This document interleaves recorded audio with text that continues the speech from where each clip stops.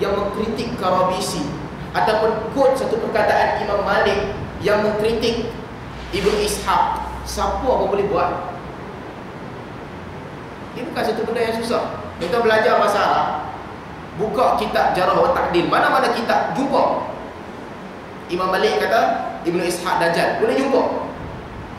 Tapi tak adil lah kalau kita keluarkan satu perkataan Imam Malik, kita syarahkan, kita tunjuk bahawa orang ni tak boleh pakai langsung. Itu sikap yang tidak adil. Tak bolehlah kita ambil perkataan Imam Ahmad sahaja, kita kata semua salaf sepakat mengutuk ahli bid'ah, tak sebut langsung kebaikan. Itu tidak adil. Kenapa tak baca semua? Kalau ditulis tu 10 muka surat tentang Al-Karabisi, kenapa tak ambil semua dan keluarkan kesimpulan? Kenapa perlu kutip satu perkataan sahaja dan kita syarah sendiri sepanjang mungkin? Ini bukan manhaj salaf. Ulama salaf mana yang menghukum secara tidak adil? Dan itu penting, permulaan sebelum kita masuk ke benda-benda lain.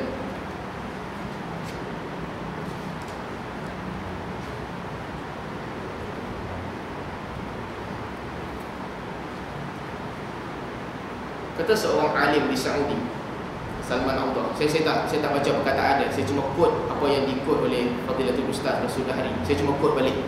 Maksudnya dalam penulisan ni Ustaz Rasul Dahri mengkritik Salman Audah. Tapi saya cuma nak quote perkataan Salman Audah yang dikritik itu. Tuan-tuan, yang kata saya kritik Ustaz Rasul Dahri, saya kritik. Tuan-tuan nak kata pun katalah. Cuma masalah dia, saya menceritakan bahawa perbezaan pandangan terbuka di dalam agama. Jadi saya quote perkataan Salman Audah. Ketika kamu mengkritik sesebuah tulisan, maka tidak adil jika hanya mengatakan kitab ini termuat hadis-hadis palsu atau lemah dan pendapat-pendapat yang janggal. Kamu menyebut sudut keburukannya sedangkan melupakan sudut kebaikannya dari kitab tersebut. Misalnya, jika kitab tersebut mengandungi berbagai-bagai huraian dan kajian ilmiah, maka jika hanya mendedahkan separuh isi kitab itu bererti telah melalaikan setengah yang lain. Ini adalah kelakuan yang curang. Ramai yang hanya memandang pada sudut kesalahan sahaja pada sebuah kitab, lalu diberi ingatan disebabkan kitab itu mengandungi hadis lemah atau disebabkan kesalahan pada sesuatu masalah. Seandainya kita perhatikan secara teliti kitab yang ditulis oleh para ulama, nescaya kita tidak akan temui satu kitab pun yang bebas daripada kesalahan. Apa kata Salman Audah? Dia cuba kata bahawa apabila kita baca satu buku, jangan kita hanya mengambil sudut keburukan lalu kita besarkan, dalam keadaan kita sembunyikan sudut kebaikan. Tak boleh. Tuan-tuan, ulama berbeza pandangan di dalam bab ini. Nanti tuan-tuan kata saya ikut pandangan dia, walaupun nama kami sama, tapi saya tak ikut pandangan dia. Ulama berbeza pandangan. Sebahagian ulama, mereka memilih untuk sebut kebaikan dan keburukan. Sebahagian ulama, mereka memilih untuk sebut keburukan sahaja. Berbeza pandangan. Sebagai contoh kitab Ihya Ulumuddin karangan Imam Al-Ghazali. Sebahagian ulama, mereka kata bahawa kitab ni bagus. Pandangan Ibn Qayyim, kalaulah tidak kerana hadis palsu yang ada dalam kitab ni, dia bagus. Sebahagian ulama lain, mereka kritik kitab ni dipenuhi dengan hadis palsu. Biasa. Tapi apabila datang satu orang, dia katakan bahawa manhaj ahli sunnah wal jamaah mesti kritik tanpa puji, seolah-olah dia menutup sebelah mata. Perbezaan pandangan ada di situ.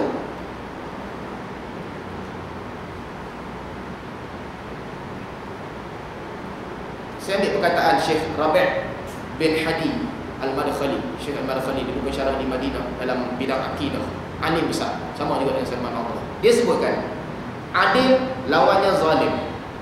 Apabila pada sesebuah kitab terdapat berbagai-bagai bid'ah dan khurafat di dalamnya, kemudian ada orang Islam menasihati agar kaum muslimin berwaspada dengan kitab tersebut, maka ini bukanlah suatu kezaliman. Demikian juga apabila sebuah memiliki aib atau bid'ah, lalu disebut hal tersebut, ini bukan bererti zalim ataupun mengumpat, tetapi ini adalah bentuk nasihat dan merupakan suatu tanggungjawab menurut kehendak para ulama Islam. Yang dinamakan kezaliman ialah apabila meletakkan sesuatu tidak pada tempatnya, sedangkan menyebut aib dan bid'ah yang terdapat dalam sesebuah kitab atau aib yang terdapat pada seseorang dengan tujuan nasihat bagi kaum muslimin, maka itu adalah hal yang dituntut secara syarak. Apa maksud Syekh Rabi' Al-Madkhali? Maksudnya, kalau kita sekadar sebut keburukan seseorang saja untuk tujuan kita bagi tahu dekat orang, dia ni tak bagus, dia ni ada kesalahan, itu bukan zalim. Supaya masyarakat tahu dia tu salah. Okey, itu pandangan Rabi' Al-Madkhali. First tadi pandangan Salman Allah. Berbeza pandangan. Tuan-tuan, tak boleh kalau kita datang kita kata dalam bab ini pandangan Syekh Rabi' Al-Madkhali adalah ahli sunnah wal jamaah, pandangan Salman Allah adalah pandangan puak yang menyeleweng. Apa kuasa kita nak buat macam tu? Baik, kita kata tak mau baca langsung penulisan, bukan penulis ahli sunnah wal jamaah.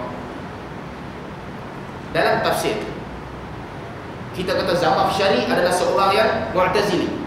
Tak mau baca tulisan dia, tak mau dengar perkataan dia. Tuan-tuan, bagi sesiapa yang membaca kitab tafsir, bukalah semua kitab tafsir yang mai selepas Zamakhsyari. Dalam Ma'alimul Tanzil Al-Baghawi, Anwarul Tanzil, kitab Al-Alusi, Bahrul Muhit, Ibn Hayyan, banyak lagi kitab-kitab tafsir, Al-Baydawi dan sebagainya. Kita akan jumpa perkataan yang sedap didengar. Bila mereka cakap tentang bahasa Quran, sedap, ayat itu sedap.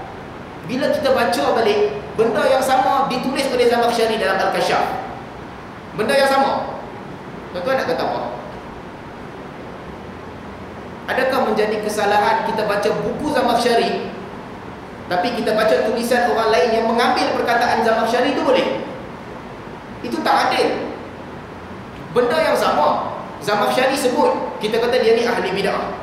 Orang lain mengambil perkataan Zamakhsyari, masukkan dalam buku mereka, kita kata yang ni bagus ni. Itu di satu sudut itu penipuan. Yang sebut benda tu orang lain, tapi disebabkan dia ahli bid'ah, kita kata kita boleh curi idea dia, sadar kepada orang lain. Tuan, ini tak boleh. Ini bukan sikap ahli sunnah wal jamaah. Kembali kepada manhaj Al-Quran. Wa in kuntum fi raibin mimma nazzalna ala abdina fa'tu bi suratin min mithlihi.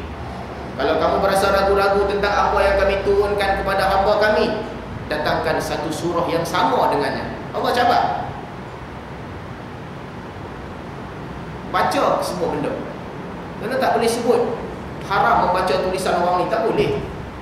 Tulisan orang ni tidak memberi manfaat langsung, tak boleh. Sebelum kita lompat tak boleh nak selesaikan masalah ni. Yang ketiga, ada satu lagi isu yang melibatkan ramai di kalangan orang yang menuntut ilmu, iaitu isu labeling. Label. Bila kita marah seseorang, okeylah marah orang, kalau tak marah bukan manusia. Memang manusia kena marah pun. Bila kita marah orang, bagus, tak apa. Bagus, ada keadaannya bagus kita marah orang. Tapi apabila kita marah menyebabkan kita label seseorang dengan label yang tak patut dia dapat, itu satu sikap yang zalim ke adil? Kita tahu, kita fikir sendiri. Saya rasa zalim. Kita kalau rasa adil, adil lah. Jangan melampau di dalam mengkritik orang. Imam Malik dan Imam Syafi'i, saya sebut di Baitul Qur'an, mereka berbeza pandangan tentang Ibnu Ishaq. Kata Imam Malik, Ibnu Ishaq ad-Dajjal min ad-Dajajilah. Ibnu Ishaq adalah Dajjal. Dajjal maksud dia apa? Kemuncak tajrih pada pandangan Imam Malik. Imam Malik cara paling tinggi dia kritik orang, dia kata Dajjal. Kata Imam Syafi'i, Ibnu Ishaq an-nas iyalu ala bin Ishaq fil maghazi.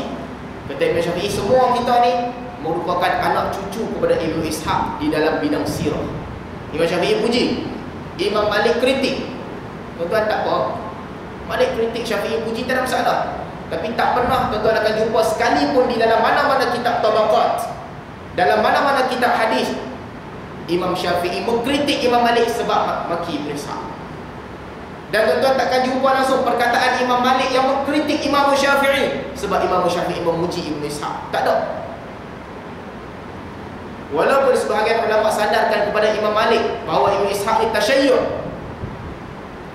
dekat dengan Syiah,